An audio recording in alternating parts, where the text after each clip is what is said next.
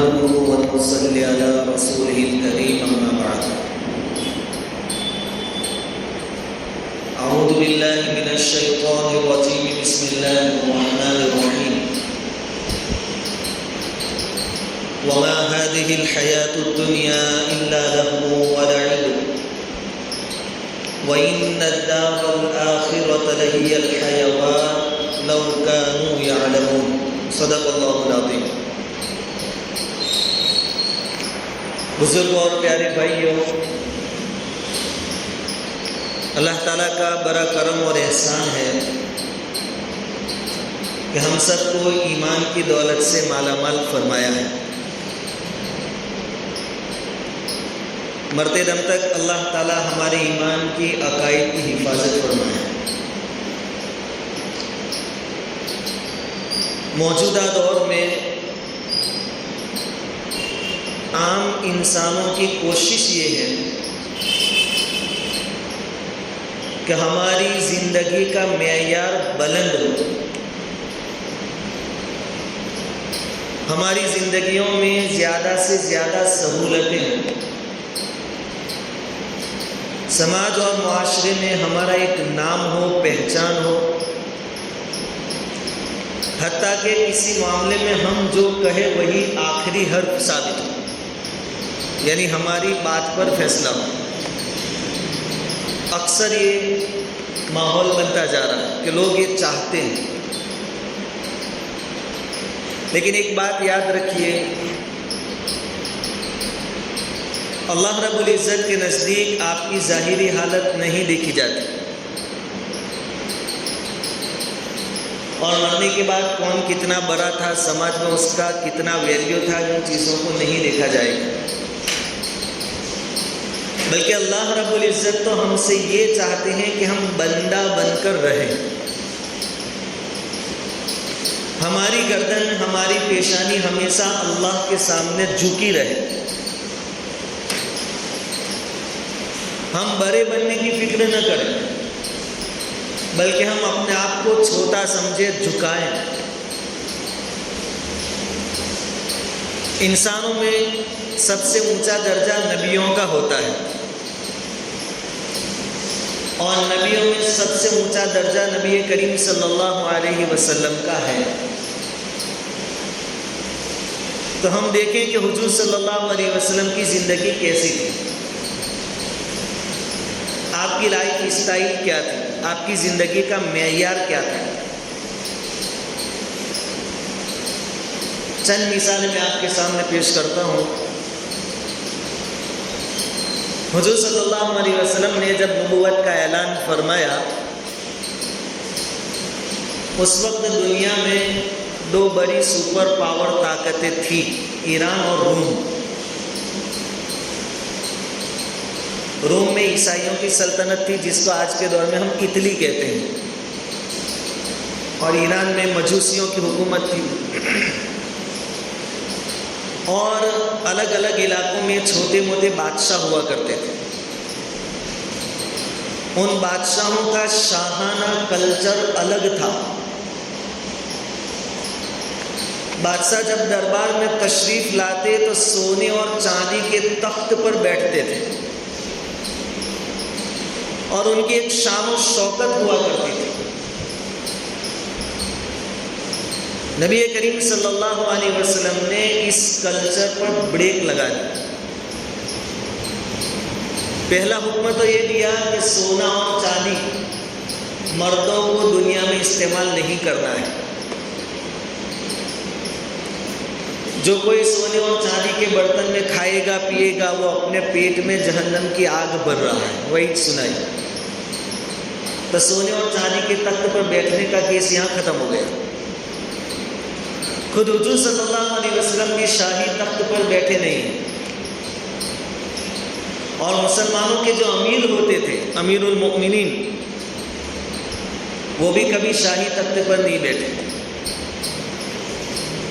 بلکہ ایک رواج یہ عام ہو گیا حضور صلی اللہ علیہ وسلم کے زمانے سے ہی کہ مسلمانوں کا جو امیر ہوگا، جب اس کا شاہی دربار بڑھے گا، لوگوں کے بیچ میں وہ آئے گا تو کہاں بیٹھے گا؟ مسجد کے صحن میں۔ خود امیر کا کوئی اپنا بنگلہ نہیں ہوگا، کوئی تخت نہیں ہوگا، لوگوں کے بیچ میں مسجد کے سامنے بیٹھے. قاضی جو ہوگا، جج، وہ فیصلہ کرے گا مسجد کے صحن میں بیٹھ کر، الگ سے کوئی مکان بلڈنگ نہیں. یہ کلچر حضور صلی اللہ علیہ وسلم نے ختم فرمایا، شاہانہ شان و شوکت کو ٹھکرایا. حالانکہ حضور کے لیے اپنی جان مال سب کچھ قربان کرنے والے صحابہ موجود تھے، اور حضور چاہتے اشارہ فرماتے تو صحابہ کچھ بھی انتظام کر دیتے، لیکن حضور نے اس کلچر کو نہیں اپنایا. پھر لباس، ڈریس. بادشاہ جو ہوتے تھے چھوٹے موٹے اور اپنے اپنے علاقے کے راجا جو ہوتے تھے ریشم کا کپڑا پہنتے تھے، اعلیٰ سے اعلیٰ عمدہ سے عمدہ لباس پہنتے تھے. نبی کریم صلی اللہ علیہ وسلم نے اس کو بھی پسند نہیں فرمایا، بلکہ ریشم کو امت کے مردوں پر حرام قرار دیا. یہ معاملہ بھی ختم.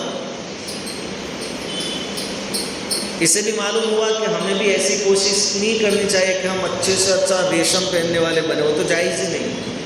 ہمارا لباس بہت اعلیٰ ہو، حضور نے منع فرمایا. ایک مرتبہ ایک صحابی رضی اللہ تعالیٰ عنہ ایک عبا لے کر آئے، وہ عبا جس کو بادشاہ پہنا کرتے تھے. حضرت عمر رضی اللہ تعالیٰ عنہ نے حضور صلی اللہ علیہ وسلم سے عرض کیا کہ حضور، آپ کے پاس دور دراز سے وفد آتے ہیں، لوگ آتے ہیں ایمان میں داخل ہونے کے واسطے، ایمان کی حقیقت کو جاننے کے واسطے.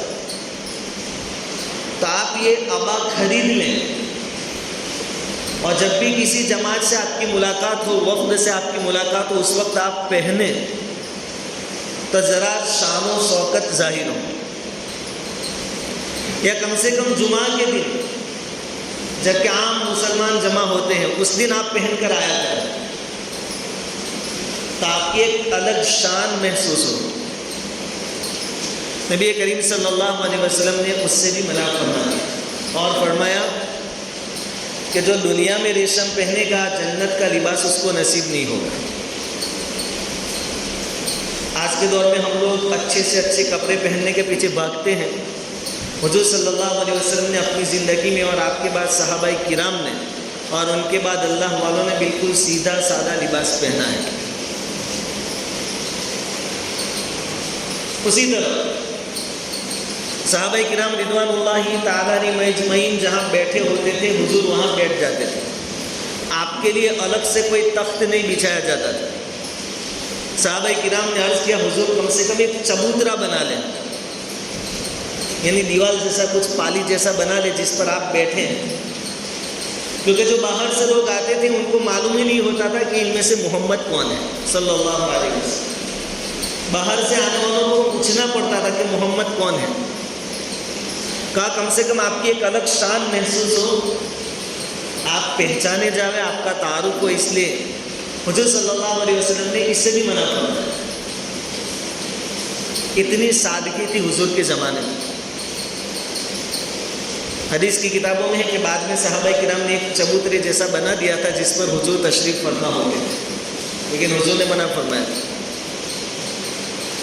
اس زمانے میں ایک بات یہ ہوتی تھی کہ بادشاہ کے گھرانے کے جو لوگ ہوتے تھے، خاندان والے، اس کے گھر والے، اگر وہ کوئی غلطی کرے، گناہ کرے تو ان کے اوپر قانون نافذ نہیں کیا جاتا تھا، ان کو سزا نہیں دی جاتی. حضور صلی اللہ علیہ وسلم نے اس طریقے کو بھی ختم فرمایا. بلکہ یہاں تو معاملہ یہ ہے اللہ رب العزت کی طرف سے کہ حضور اگر آپ کے گھر کا کوئی فرد غلط کام کرے گا تو دوسروں کے مقابلے میں ڈبل سزا ملے گی. بادشاہ لوگ تو اپنے خاندان والوں کو بالکل سزا نہیں دیتے تھے. یہاں تو اللہ تعالیٰ نے قانون نافذ کیا کہ آپ کے گھرانے کا کوئی آدمی اگر غلطی کرے گا تو اس کو دگنی سزا ملے گی. سورہ احزاب میں اللہ تعالیٰ فرماتے ہیں یا نساء النبی من یأت منکن بفاحشۃ مبینہ یضاعف لها العذاب ضعفین وکان ذلک علی اللہ یسیرا. کہ نبی کی عورتوں تم میں سے کوئی بھی اگر فاحش غلطی کرے گی، کھلا ہوا گناہ کرے گی تو اس کو دگنا عذاب دیا جائے گا، دوسروں کے مقابلے میں ڈبل عذاب۔ اور ایسا کرنا اللہ کے لیے آسان ہے، وَكَانَ ذَلِكَ عَلَى اللَّهِ يَسِيرًا، اللہ کے لیے کوئی مشکل کام نہیں۔ تو خلاصہ یہ بات کا کہ حضور کی زندگی میں VIP کلچر کا کوئی تصور نہیں تھا جس کے پیچھے ہم بھاگے جا رہے ہیں کہ ہم دوسروں سے ممتاز ہو، لوگوں میں ہمارا چرچا ہو، حتیٰ کہ خوشبو بھی لگاوے تو ایسے لگاوے کہ سب پوچھے کہ کون سی خوشبو لگائی مجھے۔ حضور کی زندگی میں یہ چیزیں نہیں۔ قبیلہ مخزوم ایک قبیلہ تھا، بڑا معزز قبیلہ تھا، باعزت لوگ تھے۔ اس قبیلے کی ایک خاتون نے چوری کی، اس کا نام تھا فاطمہ بنت قیس۔ اب چونکہ چوری کی سزا ہے ہاتھ کاٹنا، حضور کے دربار میں معاملہ آیا، حضور صلی اللہ علیہ وسلم نے فیصلہ فرمایا کہ اس کے ہاتھ کاٹے جائیں گے۔ صحابہ کرام کو فکر ہوئی کہ اتنا بڑا خاندان ہے، اگر اس کی عورت کے ہاتھ کاٹے گئے تو ہمیشہ کے لیے اس خاندان پر ایک دھبا لگ جائے گا کہ اس خاندان کی عورت نے چوری کی تھی، اس لیے کسی طرح ہاتھ نہ کاٹے جائے۔ کہا کہ حضور سے سفارش کون کرے گا کہ حضور ہاتھ مت کاٹیے، کون کہے گا حضور سے؟ بعد صحابہ کرام نے مشورہ کیا کہ حضرت اسامہ بن زید رضی اللہ تعالیٰ عنہ حضور کے بہت چہیتے اور لاڈلے ہیں، بیٹے کی طرح حضور نے ان کے ساتھ سلوک کیا ہے، تو ان کے ہاتھوں ہم سفارش کرواتے ہیں۔ صحابہ کرام نے ان کو تیار کیا۔ حضرت اسامہ بن زید رضی اللہ تعالیٰ عنہ بات لے کر آئے کہ حضور ایسا ایسا معاملہ ہے اور سب کی رائے یہ ہے کہ ہاتھ نہ کاٹے جاوے، بدلہ لے لیا جائے پیسوں کے ذریعے، دیت لے لی جائے۔ حضور صلی اللہ علیہ وسلم غصے ہو گئے، ناراض ہو گئے، اور حضور صلی اللہ علیہ وسلم نے فرمایا کہ اسی وجہ سے تم سے اگلی قومیں ہلاک ہوئی کہ وہ لوگ کیا کرتے تھے کہ ان میں کا کوئی معمولی اور عام آدمی گناہ کرتا تھا تو کتاب کے مطابق اس پر حد جاری کرتے تھے، اس کو سزا دیتے تھے، لیکن وہی گناہ جب کوئی بڑے گھر کا آدمی کرتا تھا تو اس کی سزا معاف کر دیتے تھے یا دوسرا کوئی راستہ نکال دیتے تھے۔ اس وجہ سے اللہ تعالیٰ نے ان کو ہلاک کر دیا۔ اور آگے جو الفاظ کہے حضور صلی اللہ علیہ وسلم نے کہ یہ تو قبیلہ مخزوم کی فاطمہ ہے، اگر فاطمہ بنت محمد یعنی میری بیٹی فاطمہ بھی چوری کرے تو اس کے بھی ہاتھ کاٹے جائیں گے۔ اسپیشلٹی کوئی بھی نہیں، ایک عام انسان کی طرف، اور صرف کہہ کر نہیں بلکہ کر کے بتایا حضور صلی اللہ علیہ وسلم۔ ایک مرتبہ غنیمت کا مال آیا، حضور صلی اللہ علیہ وسلم مال کو تقسیم فرما رہے تھے، ایک آدمی ہوگا ہرس لالچ والا، وہ آیا اور حضور پر ٹوٹ پڑا کہ مجھے دو مجھے دو۔ حضور صلی اللہ علیہ وسلم کے ہاتھ میں ایک لکڑی تھی، چھوٹی تھی، کھجور کی ایک ٹہنی تھی۔ حضور صلی اللہ علیہ وسلم نے اس کو کوچا مارا، گودا مارا، وہ لکڑی اس آدمی کے چہرے پر لگ گئی جس کی وجہ سے زخم ہو گیا چہرے پر۔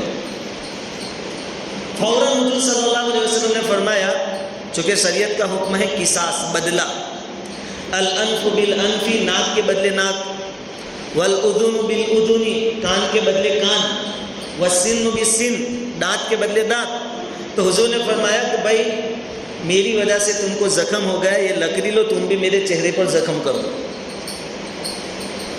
وہاں VIP کلچر بالکل نہیں تھا کہ بھائی میں تو بادشاہ ہوں، ہماری غلطی نہیں سمجھی جائے گی۔ حضور صلی اللہ علیہ وسلم نے فرمایا کہ آپ مجھ سے بدلہ لیں۔ وہ جو آدمی تھے انہوں نے کہا حضور میں نے معاف کر دیا، اور شریعت میں یہ طریقہ ہے کہ اگر سامنے والا معاف کر دے، حق والا معاف کر دے تو مسئلہ حل ہو جاتا ہے، اگر وہ معاف نہ کرے تو بدلہ لیا جاتا ہے۔ کہا حضور میں نے معاف کر دیا۔ شریعت کا کوئی بھی حکم آیا حضور صلی اللہ علیہ وسلم نے اس پر عمل کی شروعات خود سے اور اپنے خاندان سے کی۔ اللہ تعالیٰ نے سود حرام قرار دیا کہ اب سے کوئی سود نہیں کھائے گا۔ جس وقت یہ آیت نازل ہوئی اس وقت حضرت عباس رضی اللہ تعالیٰ عنہ جو حضور کے چچا ہیں، ان کا غیروں کے پاس سے بہت سارا سود وصول کرنا باقی تھا، چونکہ پہلے حرام نہیں تھا اس لیے لوگ سودی معاملات کرتے تھے، لیکن اب حرام ہو گیا۔ نبی کریم صلی اللہ علیہ وسلم نے سب سے پہلے اعلان فرمایا کہ اس آیت پر سب سے پہلا عمل ہم کریں گے، میرے چچا حضرت عباس کا جتنا سود باقی ہے ہم نے اس کو معاف کر دیا۔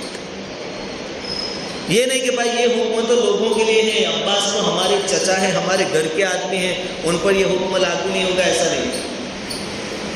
شریعت کے دائرے میں ہر کوئی تھا اس وقت، حضور صلی اللہ علیہ وسلم کے گھر کے لوگ بھی تھے۔ اسی طرح اللہ تعالیٰ کا حکم آیا کہ عرب میں یہ جو رواج چل رہا ہے انتقام اور بدلہ لینے کا، کہ اس خاندان کے آدمی کو کوئی نقصان پہنچائے تو ایک خاندان والے سامنے والے خاندان سے بدلہ لیتے تھے، انتقام لیتے تھے۔ اللہ تعالیٰ نے فرمایا کہ یہ سلسلہ ختم ہو۔ حضور صلی اللہ علیہ وسلم نے سب سے پہلے اعلان فرمایا کہ میرے خاندان کے جو انتقامات دوسروں سے لینا باقی ہے ہم نے اس کو معاف کر دیا۔ یعنی اللہ کے حکم سے دائرے سے باہر کوئی نہیں، حضور بھی نہیں، آپ کا خاندان بھی نہیں، اور حضور کی زندگی میں VIP کلچر بالکل نہیں، سب سے سرخا سلوک، قانون کے ماتحت سبھی داخل تھے، حتیٰ کہ حضور صلی اللہ علیہ وسلم کو تو یہ بھی پسند نہیں تھا کہ کوئی مجھے سید کہے، سید یعنی سردار۔ ایک صحابی رضی اللہ تعالیٰ عنہ نے ایک مرتبہ حضور کو سید کہہ دیا کہ ہمارے سید۔ حضور نے فرمایا کہ یہ تو اللہ کے لیے ہے، وہ سب کا سردار ہے، مجھے سید مت کہو۔ حضور صلی اللہ علیہ وسلم نے یہ بھی فرمایا کہ دوسرے نبیوں پر مجھے فضیلت مت دو، دوسرے نبیوں کے مقابلے میں میری برائی بیان مت کرو، حالانکہ آپ یہیں سب کے سردار۔ تبھی حضور صلی اللہ علیہ وسلم نے فرمایا کہ دوسروں پر مجھے ترجیح مت دو۔ ان ساری باتوں کا خلاصہ یہ ہے کہ آج جو ہم باغ دور کر رہے ہیں کہ سب میں ایک ممتاز حیثیت ہماری ہو، سب سے اونچا سماج اور معاشرے میں مقام اور مرتبہ ہمارا، اور بڑی بات یہ کہ میں جو کہوں وہی ہو، یہ چیزیں بیکار ہیں، بلکہ کوشش یہ کرے کہ شریعت جو کہے وہی ہو، اور یہ احکام سب کے لیے سرکیں۔ حجۃ الوداع کے موقع پر حضور صلی اللہ علیہ وسلم نے کیا فرمایا تھا کہ کسی عربی کو کسی اجمی پر کوئی فضیلت حاصل نہیں، انسان ہونے کے ناطے اور اللہ کے بندے ہونے کے ناطے سب سرکے ہیں۔ کوئی عرب یہ نہیں کہہ سکتا کہ ہم اجمیوں سے بڑے ہیں۔ ہاں حضور سے ان کا خاص تعلق ہے، حضور کے خاندان کے لوگ ہیں تو ہم ان کی تعظیم کریں گے اور ان کو اپنے سے بڑا سمجھیں گے، لیکن حضور نے نہیں کہا۔ حضور صلی اللہ علیہ وسلم نے یہ فرمایا کہ کسی گورے کو کسی کالے پر کوئی فضیلت حاصل نہیں، سب اللہ کے نزدیک برابر ہیں۔ فضیلت کا معیار کوئی ہے، فضیلت کا دار و مدار اگر ہے تو تقوی پر ہے۔ جو جتنا زیادہ تقوی والا ہوگا، اللہ سے ڈر کر زندگی گزارتا ہوگا، اللہ کے نزدیک اس کا ویلیو زیادہ ہوگا۔ اور یہ ایک ایسی چیز ہے جس میں غریب بھی آگے بڑھ سکتا ہے، امیر بھی آگے بڑھ سکتا ہے۔ اگر آپ چاہتے ہیں کہ آپ اللہ کا قرب حاصل کریں، اللہ کے نزدیک آپ کا ویلیو ہو، تو اللہ تعالیٰ نے فرمایا ان اکرمکم عند اللہ اتقاکم، تم میں سب سے زیادہ معزز وہ ہے جو زیادہ ڈرنے والا۔ تو اپنی زندگیوں میں تقوی اختیار کریں، اپنے آپ کو ہمیشہ چھوٹا سمجھیں، اور میری ہی بات لوگ مانیں، میری ہی بات چلے، ایسی ضد کو چھوڑ دیں۔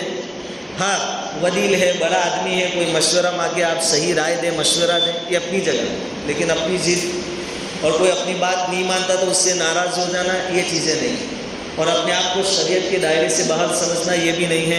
حضور صلی اللہ علیہ وسلم نے خود کو بھی شریعت کے دائرے میں رکھا ہے اور اپنے خاندان والوں کو بھی رکھا ہے۔ اللہ رب العزت ان صفتوں کو ہماری زندگیوں میں اپنانے کی توفیق عطا فرمائے۔